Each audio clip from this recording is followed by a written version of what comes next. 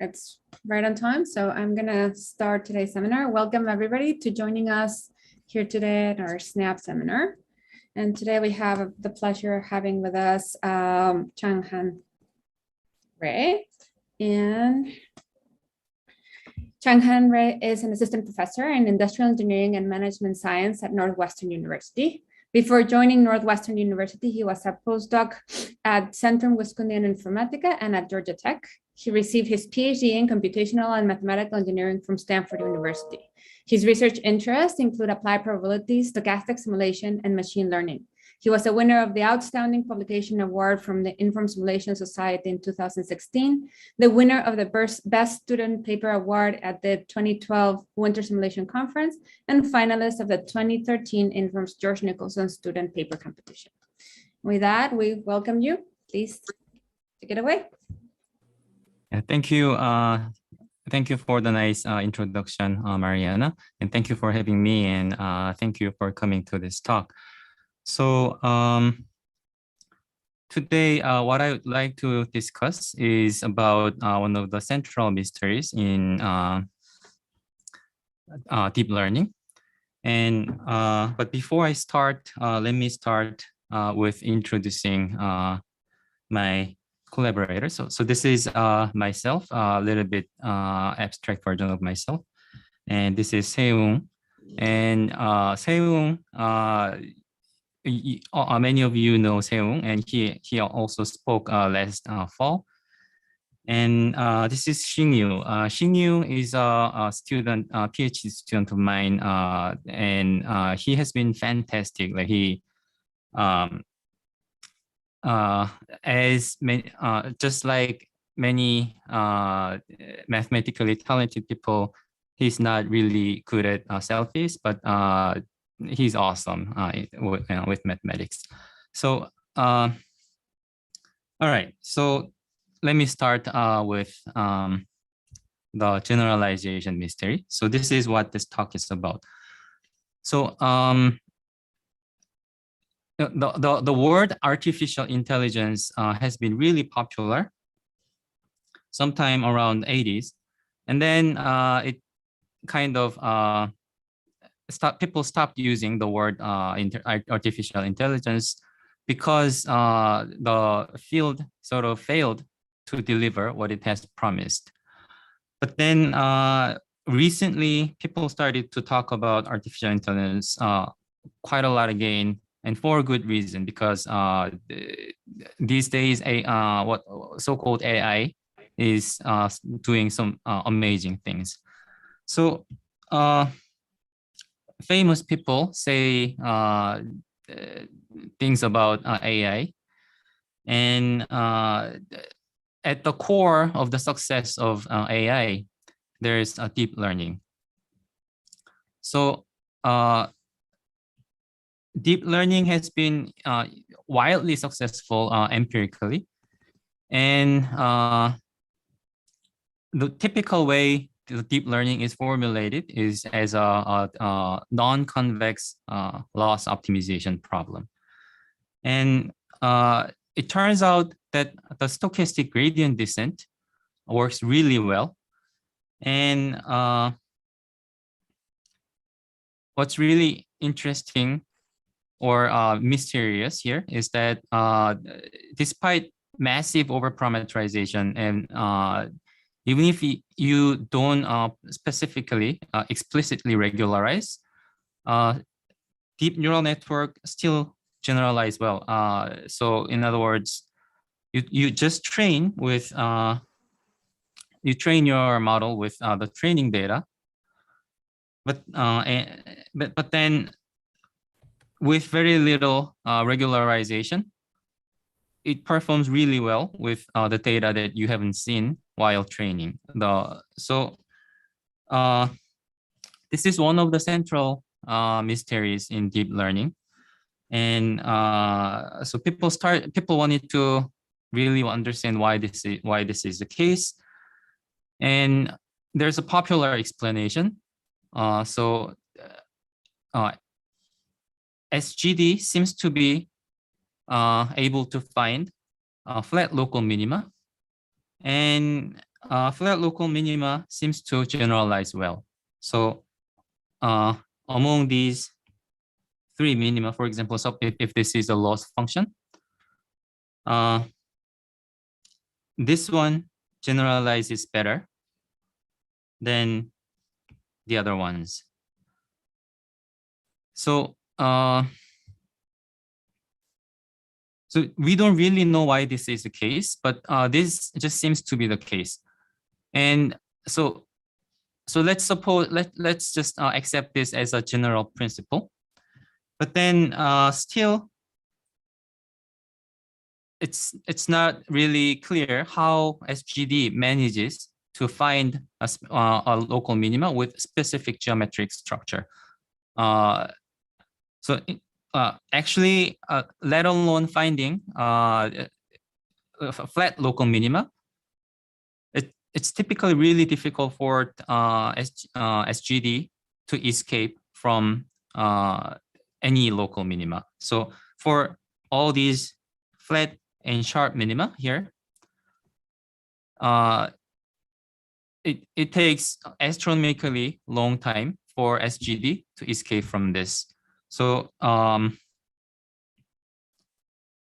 so typical way you analyze the behavior of SGD is to approximate SGD with Langevin diffusion, and then study the metastability behavior of Langevin diffusion. So there's a classical literature, classical result called Irene Kramer's theorem, which identifies the expected exit time, first exit time from local minimum or basin.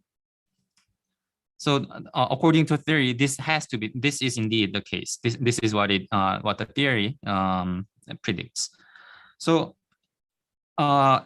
it's not really it was quite curious for some time, but then recently there has been some empirical evidence and arguments that heavy tails must be reason why SGD manages to escape from local minima. So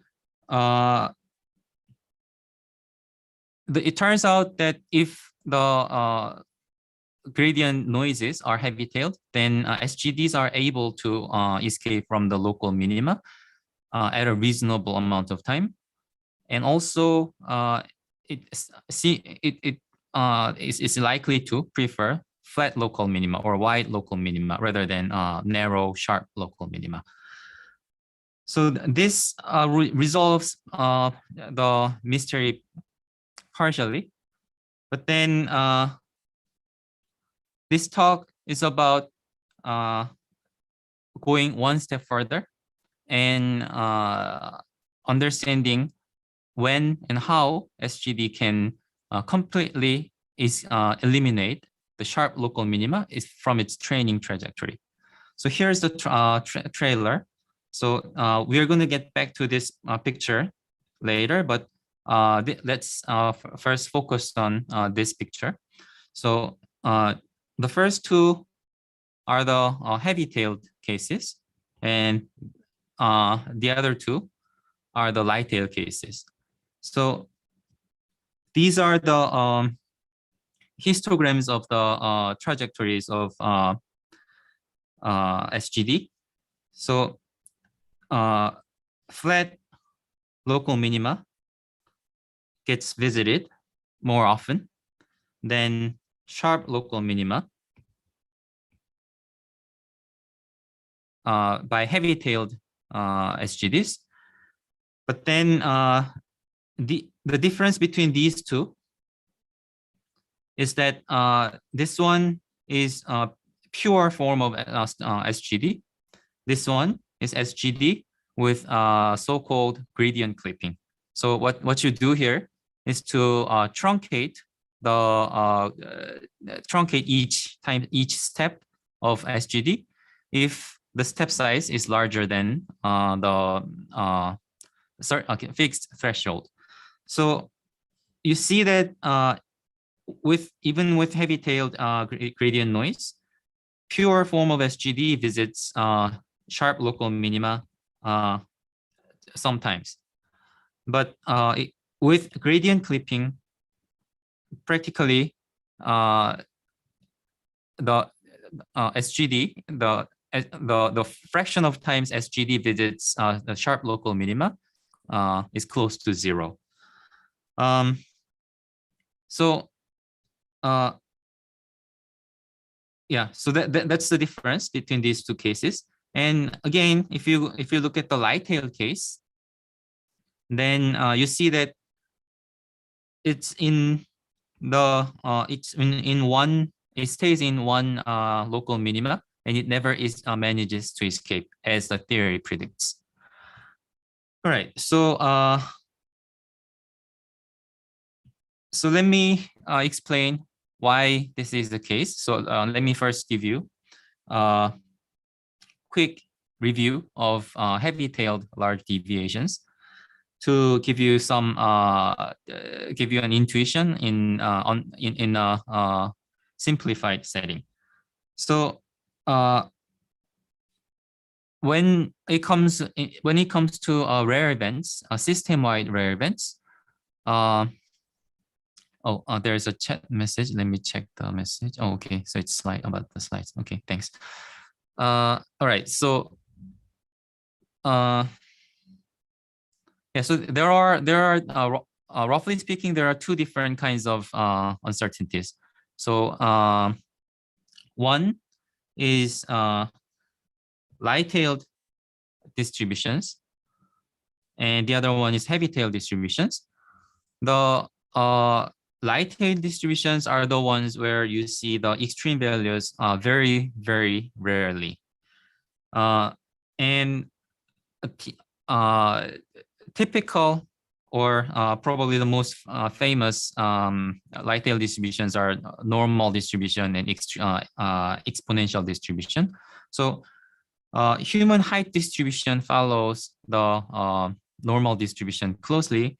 So this person is the tallest person ever in the history of mankind, and he looks really, really tall. But you see that he's not even. So he was around 9 feet. So that's really tall. But then still 9 feet is not even twice as tall as an average human being. So on the other hand, the heavy-tailed distributions are the ones where you see the extreme values much, much more often. So if I tell you that there are Instagram accounts which has 1,000 times more followers, then you won't be very much surprised. And there are even a million times Instagram accounts that have million times more followers than average Instagram accounts. And it's also the case if you look at the human wealth distribution. So that's because the degree distribution in the network follows the power law, and also the human wealth distribution follows the power law. So that's the difference between the heavy-tailed and light-tailed distributions of the underlying uncertainties. So it turns out that if you look at large system, then there's a very useful theory, large deviation theory, and probably what's very striking, and also what makes it really useful, is that the way the system-wide rare events arise can be completely characterized by the large deviations theory. So roughly speaking, the way the system-wide rare event arises is structurally different depending on the tails of the underlying uncertainties. So in light-tailed cases, roughly speaking, the rare events arise because everything goes wrong, as if the entire system has conspired up to drive you toward the rare event. So this is called conspiracy principle. On the other hand, in heavy-tailed cases, the rare events, system-wide rare events arise almost always because just a small number of things go wrong, but they go terribly wrong. So this is called catastrophe principle. And other than those small number of failures, the system looks just normal. All right, so this may sound a bit abstract, so let me give you a concrete example. So this is a classical insurance model, Poisson arrival with IID claim sizes. So the initial capital is C, and you collect the premium at a constant rate P, and then the claims arrive following to the Poisson process, and then the claim sizes are IID. So claim sizes can be light-tailed or heavy-tailed, but we are going to look at a asymptotic result. So we scale both time and space linearly. So what that means is that we are going to consider a long time horizon and large loss over a long time horizon. Okay, so this is how these paths look like. The paths of these processes look like. So this is light tail case, and this is heavy tail case. And you probably are not seeing very specific pattern or much difference or similarity in these two cases for n, small n. But then as the scaling parameter n increases, you start to see pretty clear pattern. So there's all the paths look more or less straight, and they have slight gentle upward slope. So this is because of the law of large numbers. So the scaled process is supposed to converge to this function, this path, this determinist path. So as far as you set the premium greater than the expected claim size, then the slope is positive. So you're guaranteed to make money over time. So your business is destined to flourish. But of course, this is your system is not of infinite size. So there's some randomness in it, and some rare event can happen. So let's consider the case where the scaled process falls below 0. So that's the event that the capital reserve hits below 0. So that means bankruptcy of your insurance company. So there are a number of different possible scenarios. So these are all the possibilities. But let's see. What's the if we also are going to see the patterns and how if they are going to be different or same for different tails. So again, I've done the same experiment. I generated 10 paths, but this time instead of generating just generating 10 paths, I kept generating paths until I collect 10 bankruptcies. So if it doesn't go bankrupt, I discard it. But if it bankrupts, I collect it, and I stop after 10 collecting 10 of those cases. So you can think of this as just sampling from the conditional distribution on the bankruptcy. So again, for small n equal to 10, you are not seeing very much of very specific patterns. But as the scaling parameter increases, you start to see pretty clear pattern. So at the scaling parameter 5,000, there's a very clear distinction between heavy-tailed and light-tailed cases. So in light-tailed case, it's still a straight line, but instead of the gentle upward slope, you have downward slope, and the capital reserve hits 0 around the end of the time horizon. On the other hand, in heavy-tailed cases, you still see straight lines with gentle upward curve. But there's just one very strange behavior, so a huge claim that drives you out of business. So now let's look at another example. So suppose that you are looking at an event where the same event, but then you add a constraint that the jump size cannot exceed a given number d. So let's suppose that d is this much. Then note that this is still a possibility. The light tail case is still the possibility, but then the heavy tailed scenario is not. So let's see how the pattern changes in this case. So I've done the same experiment, 10 paths from the conditional distribution. And as the scaling parameter increases,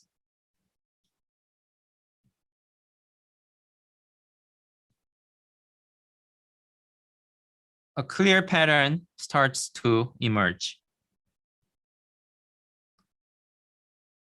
But then, so the light tail case is still the same, straight lines with a downward slope, and you hit the end of the time horizon at the, you hit 0 at the end of the time horizon.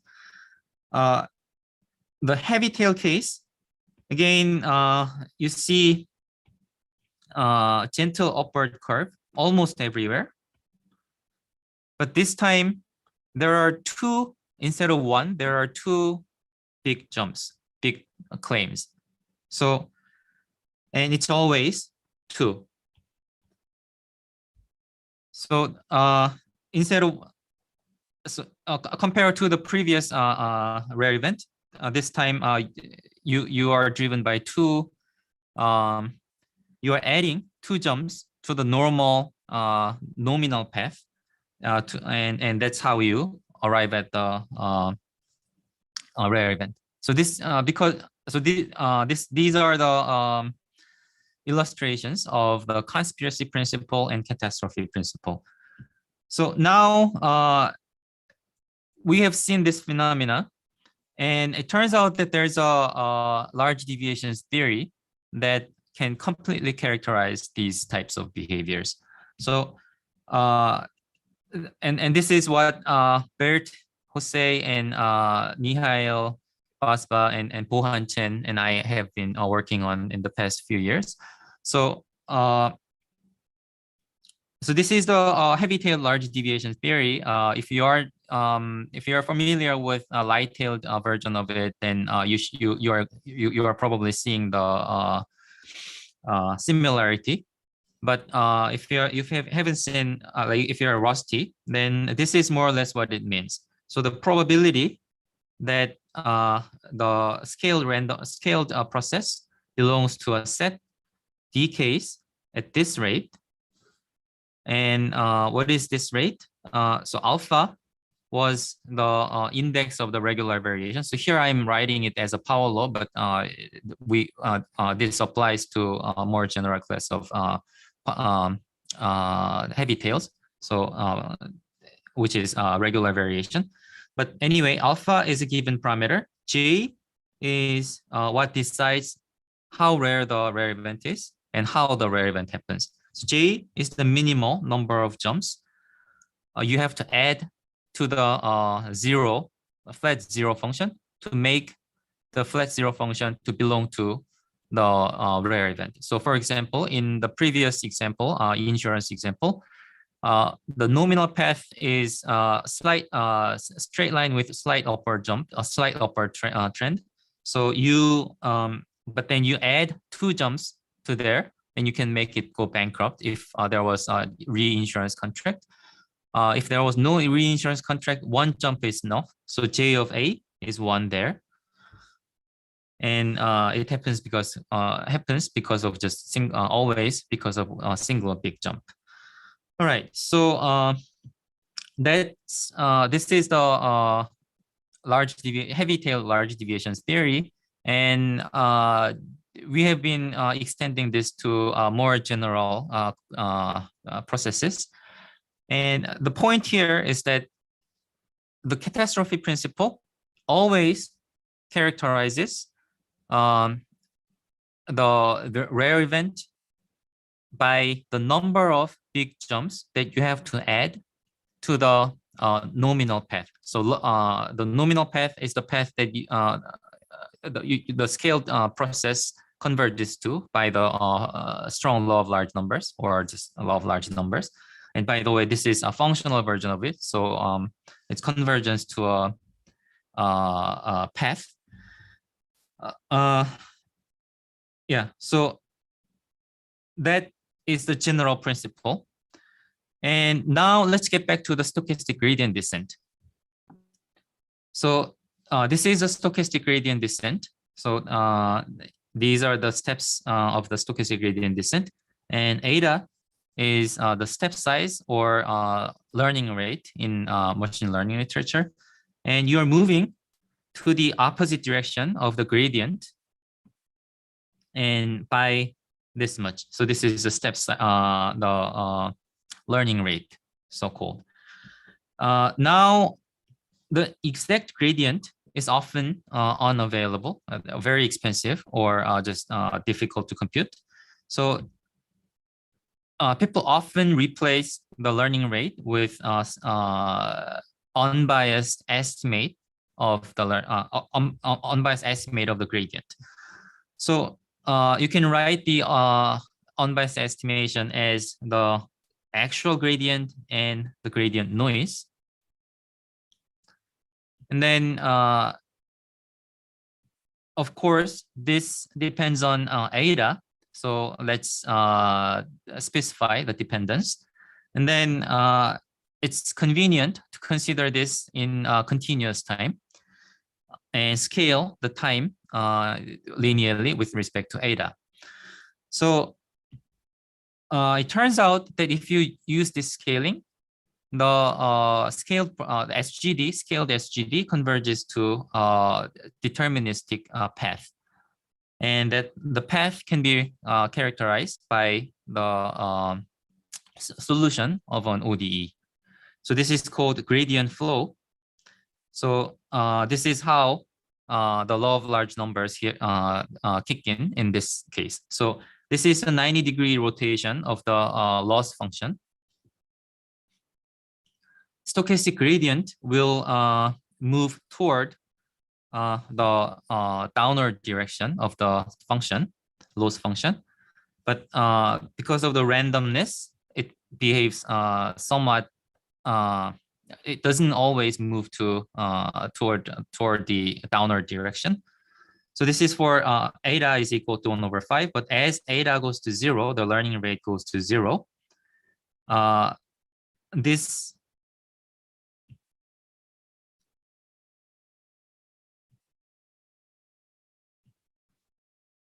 the path of the scaled SGD converges to a deterministic path that looks like this.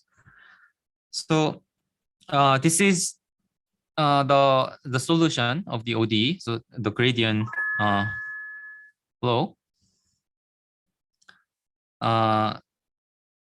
And depending on where you start, there are many gradient flows. So if you start from this point, this is what the gradient flow looks like. If you start from this point, then it's this one. And there are just many, depending on the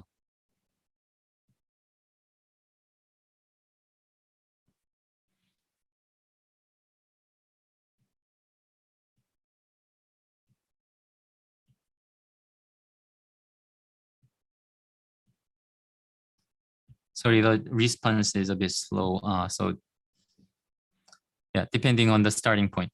So so here's the heavy-tailed large deviation theory for the stochastic gradient descent, scaled version of it. So again, a similar form that as we have seen. And okay, so remember that alpha here is the index of the regular variation or power law, and J is the important quantity. And again, this mean the inequalities more or less means this thing. So and again, J of A is the minimal number of jumps that you have to add to the nominal path. So law of large number limit. So in this case, what is the nominal path? That nominal path was the gradient flow. But what do I mean by adding a jump to a gradient flow? So here is what I mean by that. So you first follow the gradient flow, and then you jump to somewhere else. And from there on, you follow the other gradient flow that corresponds to the landing location. And then you make another jump and then follow another gradient flow that corresponds to that landing point. All right, so this is what I mean by adding jumps to the gradient flow. So basically this means a piecewise gradient flow. So again, so this is so that the smallest number, minimal number of jumps that you have to add to the gradient flow is the index of the how that decides how rare the rare events are and also how the rare events arise. So now let's use this to understand how SGD escapes a local minimum in heavy-tailed, in case the stochastic gradient noise are heavy-tailed. So in this case, you know that you see that one jump is enough, and you need at least one jump. So the minimal number of jumps that you have to add to escape from this basin to move to this basin is 1. So J of A is 1 here. So it's either all the scenarios, whenever it moves to the next basin, it's always in this form. All right, so let's look at how it actually looks in simulation experiments. So again, I've done the same experiment. I've collected 10 paths that for which the stochastic gradient escaped from one local basin, one local minimum, and moved to another local minimum. So these are how these things happen. So again, you see that in light tail case, what happens is that a stochastic gradient descent climbs up the hill and moves to the next basin. But in heavy tail cases, it follows a gradient flow for some time, but then all of a sudden it moves, it jumps to another basin. So again, this is a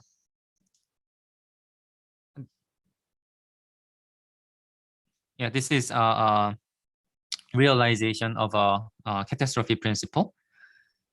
And so now let's so that was the vanilla version of a stochastic gradient descent. So now let's consider the truncated version. So by the way, this truncated version is a is more it is quite popular, and sometimes it's almost necessary. Like so you cannot really train your neural net without using gradient clipping. So what is exactly gradient clipping? So remember that this was the stochastic gradient descent. So you have stochastic gradient, so actual gradient plus noise, and you move toward the opposite direction and this by this much, small amount. But sometimes this may be really big. So this can be super large. So one step of stochastic gradient can be very big. So that's just intuitively, that's not a good thing. So what people do is to truncate the step size, the step by C. So this is either C or the size of the original size. So you keep the direction, but you replace the size with C if this thing is larger than C. Otherwise, you keep the same thing. So this is basically truncation above a fixed threshold. And it turns out that with this this modification, the scaled version of SGD still converges to a deterministic path and the same gradient flow. So now let's think about how many jumps you have to add to the gradient to the gradient flow to make your clipped SGD to escape from the local basin, local minimum. So here, suppose that the diameter of the basin is between the threshold, truncation threshold, and 2 times the truncation threshold. So this means that C is between R and half of R. So the jump sizes cannot exceed half, cannot exceed R, but can be larger than half of R. So you can escape with 2 jumps, but you need at least 2 jumps. So in this case, J of A is equal to 2. And so you can imagine that it's always because of the 2 jumps. The jump location can be different, but it has to be always because of 2 jumps. If you consider the case where C is between half of the basin diameter of the basin and 1/3 of the diameter, then you know that you can see that you need at least 3 jumps, and 3 jumps are enough. So in this case, J of A is equal to 3, and so forth. So again, the simulation experiment confirms that as the scaling parameter eta goes to 0, the learning rate goes to 0. You start to see pretty clear pattern here. And again, in this case, we are using the case where J is equal to A. So it's always because of 2 big jumps. And outside of other than those 2 jumps, it's almost all gradient flow. All right. So again, the conspiracy and catastrophe principle in stochastic gradient descent. All right. So now let's move on to how we can characterize the global behavior of stochastic gradient descent from this. So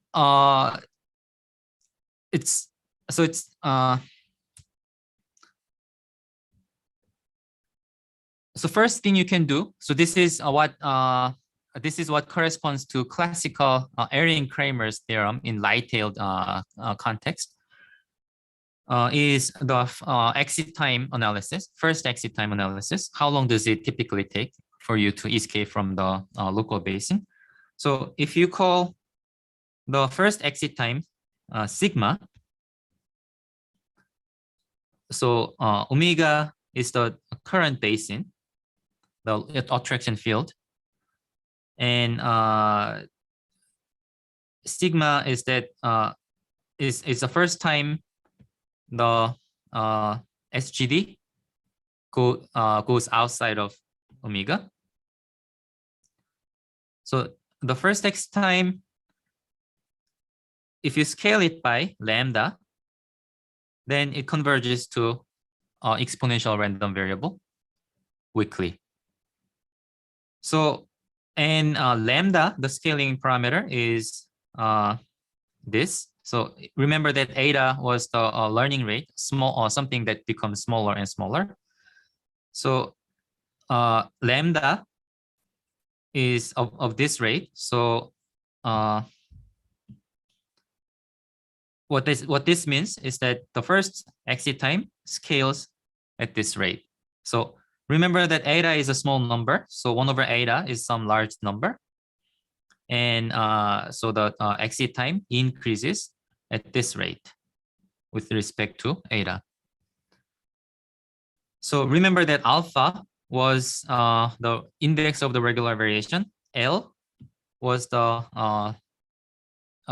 width. So I didn't tell you what L was, but L is the width of the attraction field. In other words, this is a ratio between the diameter of the attraction field and the clipping size. So this is basically the smallest number of jumps that's required for you to escape from for a gradient flow to escape from the local minimum. So all right, so that's everything is characterized by this number. So what this means is that wider, so larger L means a wider basin or flatter basin, flatter minima. So the wider it is, this number is larger. So the first exit time becomes larger. And if L is different, L is strictly larger in one basin than the other basin, then the ratio of the time, the ratio between the two exit times will go to infinity. So there's an asymptotic difference between the exit times. The next thing is next thing builds on this, and this is the main result of this paper. So let L star be the again width of the widest attraction field. So among many different attraction fields, local minima, let L star be the widest width. Yeah, Siva? I have a question on the previous result on the escape time. So Sure. I'm not sure I followed your definition of W eta carefully, but do you have a time scaling? If you have a time scaling, then shouldn't the escape time also be scaled appropriately? Is all of that taken care of? So yeah, so it's J that that we are looking at. So it's number of time steps. So when I showed the convergence to the gradient flow, I embedded in this continuous time continuous time, and then scale the time. But then here I'm looking at the number of time steps. So this is exactly the time scale. Yeah, the rate at which this number of time steps increases. Yeah, thank you for the question. All right, so yeah, so again, so yeah, so here, yeah, L star is the width, basically width of the largest attraction field, and if you fix beta, T and beta, so that you can think of T as 1 and beta basically equal to something like this. So I wrote strict inequality, but with it works with equality as well. So anyway, if you consider the time horizon long enough. By by long enough, I mean it's 1 over eta to the 1 plus alpha times L star. So basically, it's the time horizon. It's the scale of the widest, the exit time of the widest basin. So if you look at the, if you observe the process for long enough time, then the ratio between your observation and the fraction of time that you spend around sharp minima goes to 0. So what this means is that if you train for a long enough time and you stop at an arbitrary point, then you are almost guaranteed to be away from sharp local minima. So this means complete elimination of sharp local minima from stochastic gradient descent algorithms training trajectory. So here, what's important here is this time horizon, because even in light-tail cases, if you wait long enough time, you're going to see things moving around. But it's going to be astronomically long. And of course, you're not going to see it within machine learning training time horizon. But anyway, it's going to happen. So what's important is that this happens within this amount of time. So this is a polynomial amount of time. And often this alpha is a very small number, somewhere around 0, between 0 and 1, or maybe 1 and 2. Or it can be, say, 5. Still, it's a reasonable polynomial time. So this is actually what you're going to see in realistic scenarios. It's not talking about monkey randomly typing and writing Hamlet or something like that. All right, so this is the elimination of sharp local minima. And this is actually, we actually have a sharper result, in the sense that if you look at a scaled process at this time scale, then the total the whole trajectory of your SGD converges to continuous time Markov chain with, in other words, Markov jump processes. So and that the state space of that Markov jump process consists of only wide local minima. So again, let's go back to the first plot that I've shown at the beginning, the trailer. So this now should make sense, right? So SGD is capable of exploring different local minima, and SGD visits wider local minima more often than sharper local minima. And if you also clip the gradient, then sharp local minima almost disappears from its training trajectory. On the other hand, in light-tail case, SGD has no capability whatsoever to escape from this local basin. So again, in this experiment, with the parameters of this experiment, you can expect that it can take 10 to the 600, more than 10 to the 600 time steps. So it's very, very much expected that we are never going to see light-tailed SGD escaping from this. All right, so this is about the first exit time. So this shows that the first exit time scales as we have predicted with the theorem, previous theorem. Hans? Yes, thank you. One question. So I'm surprised to see that it becomes impossible to jump into the sharp minima, while I can intuitively see that it becomes unlikely. I'm surprised to see that the sharp minima disappear from the state space. Can you comment on this? Is there some intuition because it seems always with positive probability one should be able to jump to the sharp minimum too, no? Right. So this has to do with to do with this to do with this this result. So the exit time, first exit time, scales at a different rate.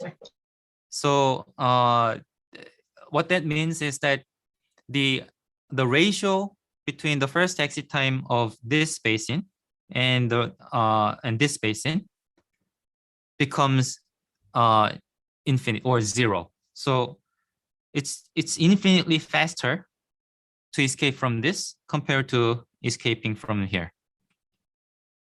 So the rate, if you look at long enough time horizon, then it's going to be always here or here, and you may enter here, but you are going to be you're going to escape it just instantaneously. Consider if you consider long enough time horizon. How long is long enough? That's what I've shown here. So this is the long. This is what I mean by long enough time horizon. Beta greater than this, and yeah. Okay, thank you. Yeah, sure. Yeah, thank you for the question. I guess I imagine that many people was wondering what's going on. So, all right. So this is confirmation of the first exit time. And then this is the confirmation of the convergence to the Markov jump processes. So you see that these paths look like somewhat like Markov jump process with these 4 state spaces. And so this is an unclipped case for all 4 states, but in clipped cases, there seem to be only 2 states which correspond to wide ones, flat local minima. All right, so the simulation experiment seems to confirm the theory. And if you look at the 2-dimensional problem, again, it seems to the observation is consistent with the prediction of the theory. Now, let's think about how we can use this in designing better training algorithm, or at least let's see if this theory is indeed relevant to the actual deep learning problems. So, so what I'm going to talk about is inflating the gradient noise so that you make artificially heavy-tailed gradient noise. And then, of course, you still want to truncate it because that's what the theory suggests. So if you truncate it, it seems to be better than just using raw heavy tails. So how do we inflate the gradient noise? So suppose that you have a small batch gradient, stochastic gradient, then it may or may not be heavy tailed, but you want to make it heavy tailed. So what you can do is to subtract, say, a large batch and small batch. It can be also 2 small batches, but anyway, you subtract 2. So if you use a large enough batch, then this will be an approximation of the stochastic gradient, approximation of the true gradient. And so this is 0 mean. So this is white noise. What you do is to multiply by a heavy-tailed random variable, and then this whole thing is heavy-tailed, but then it's still unbiased estimator of the stochastic gradient of the gradient.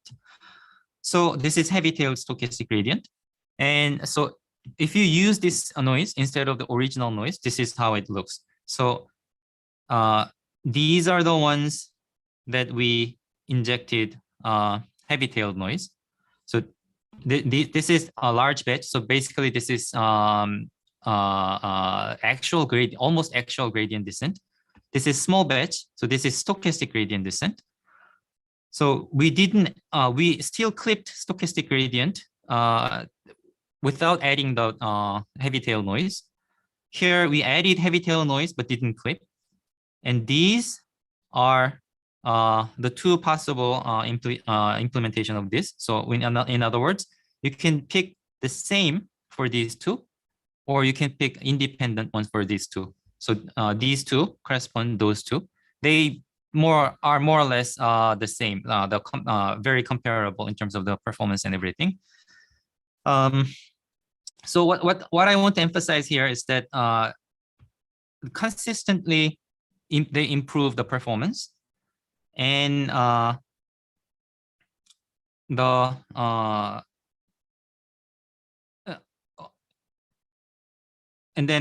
clipping doesn't do anything if you don't have heavy-tailed noise. And finally, interestingly, if you only add heavy tail and do not clip it, then it actually messes up. So we tried pretty hard to make this work. Like we tried to tune the parameter and make this work, but we just couldn't. So it seems that truncation is really essential. Adding heavy tails actually is not good. It's gonna make everything just worse. But then if you add heavy tail and then clip it, then it's better. So this is probably quite unintuitive, because if you add heavy tail and then truncate it, what's heavy tail? But obviously the theory predicts that it is not like it does do something. And indeed we see that result. And also we also confirm that the solution that we find are actually less sharp or flatter compared to the ones that are found by other methods. All right, so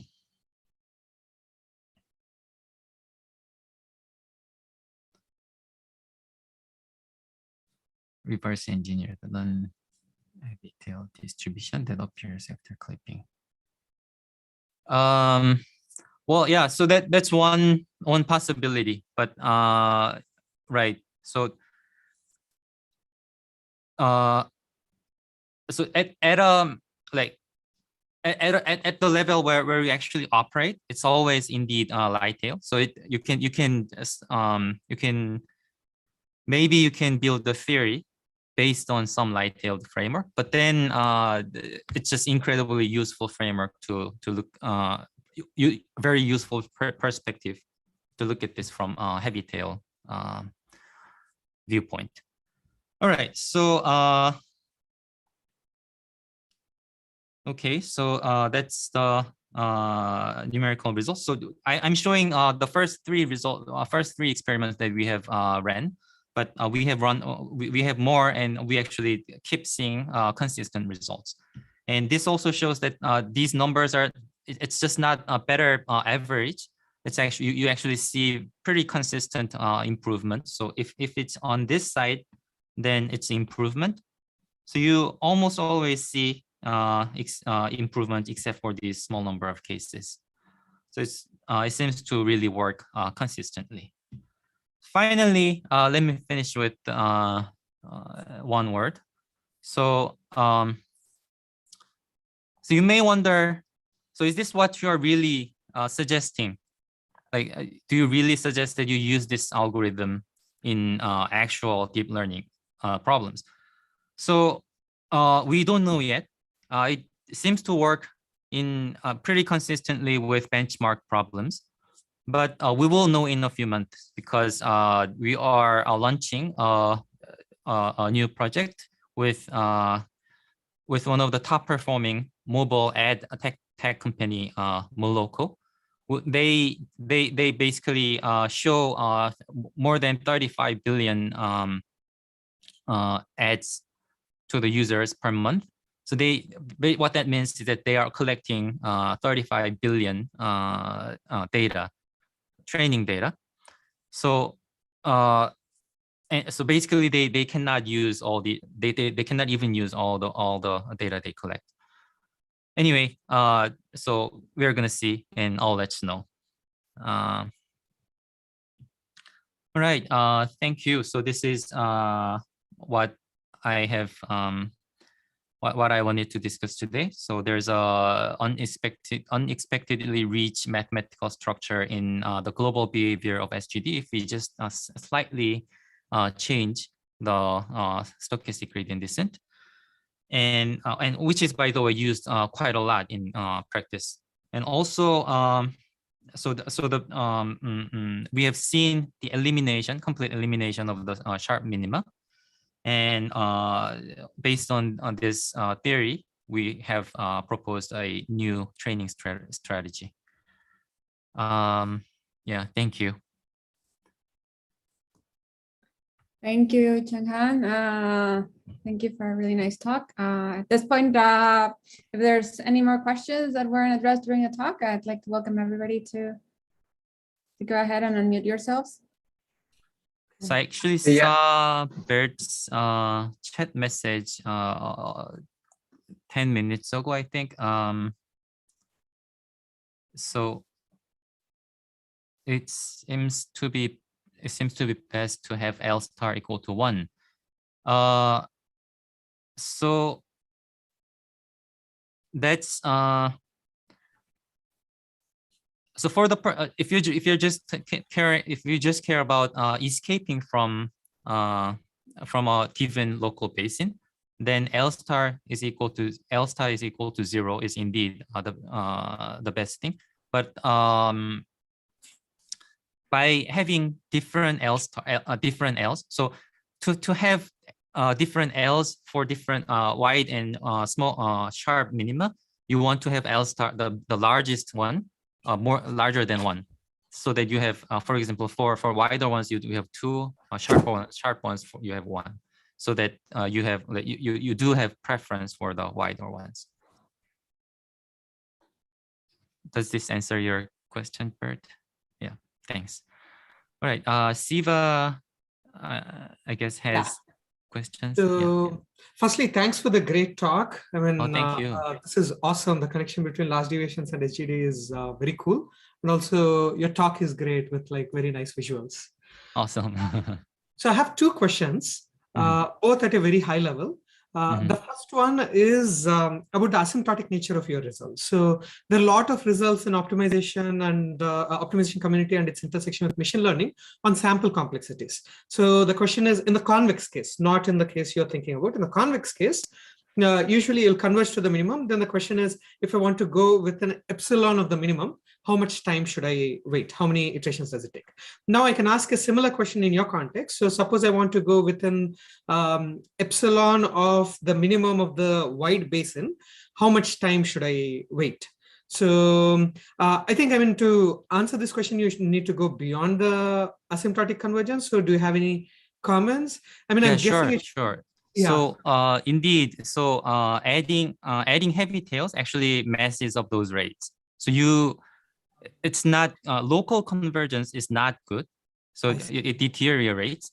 But then so what we I actually forgot to explain this.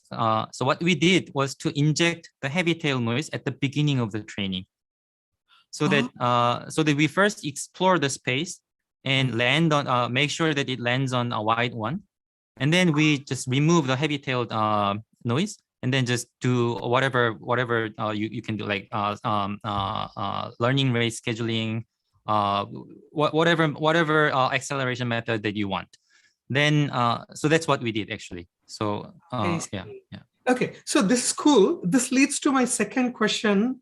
So there are all these various ideas of adding noise to induce exploration. One is, instead of using SGD, to use SGLD, stochastic gradient, stochastic Langevin gradient dynamics. The other one is to do simulated annealing, where you add noise and then you have some kind of cooling schedule. So basically what you're proposing is to use heavy tail noise and then turn it off after some time. Now, the difference between SGLD on the one hand and what you're proposing is that in SGLD, the noise that is added is of the same order as step size. No, is of a larger order than the step size, whereas your noise is of the same order as the step size. Now, my question is, in reality, there is no order, right? Like if you take a limit theorem where eta goes to 0, then you talk about whether it is eta order or square root of eta or whatever. But then in reality, eta is constant. You're just adding some noise. So do you have any thoughts on the connection between what you're proposing and these other methods such as SGLD? No, I don't have a very good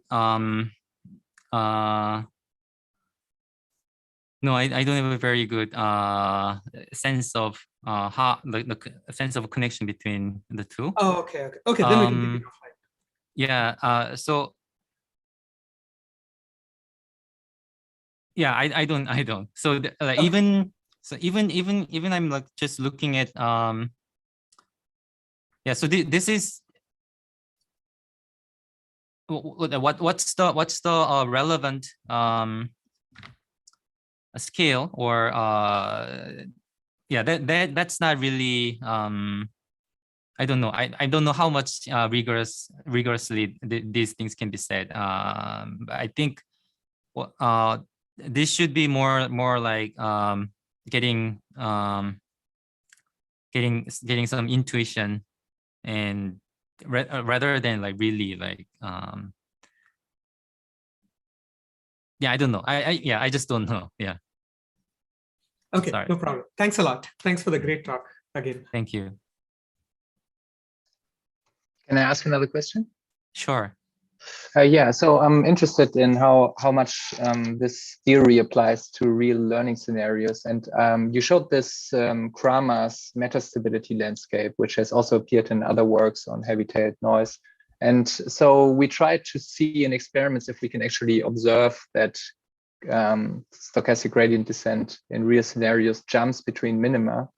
And we failed to observe this. What we observed is that it walks around flat valleys, like kind of a flat bendy valley, but it doesn't jump over mountains.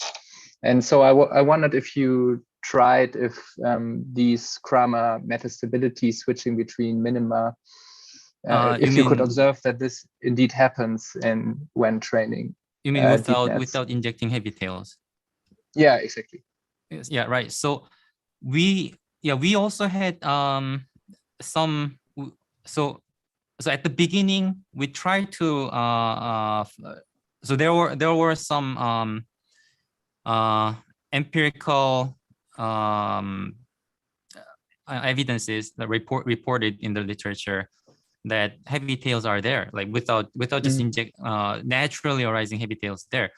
So I think it has to be a little bit like, so if you just look at if you just stop your SGD at a point and keep sampling stochastic gradient, you are probably not like, it's unlikely.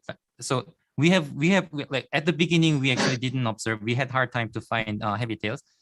After extensive experiments, we found certain settings where actually heavy tails, the gradient noises seem to be heavy tailed.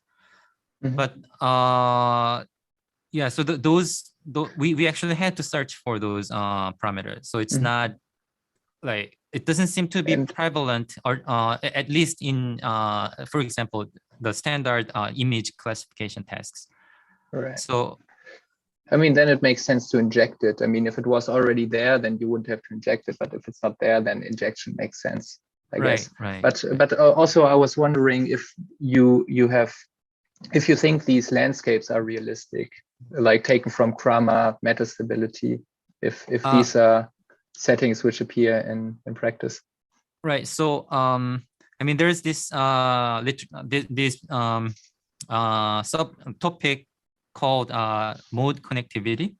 So like, as you said, it seems that the modes are there's probably path that connects the mode.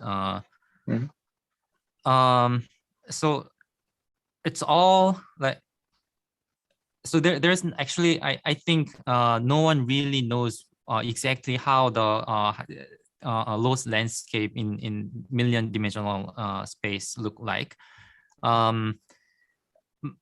So my guess, Yeah, it should be so. Yeah, my guess is that there's probably a Bayesian hopping. So even if the modes are connected, it's unlikely to expect that your SGD will just move along the modes alone. So it'll be quite complicated geometry where the barrier crossing and mode following the mode are combined. And so yeah, so that's my speculation. I don't have really good answer to this, but and especially at the beginning of the training, I would imagine that the Bayesian the barrier crossing is more prevalent type of traversing, like the exploration mode than following the mode. Okay, thank you, and thanks for this very interesting talk. Thank you. Yeah, thank you for the questions.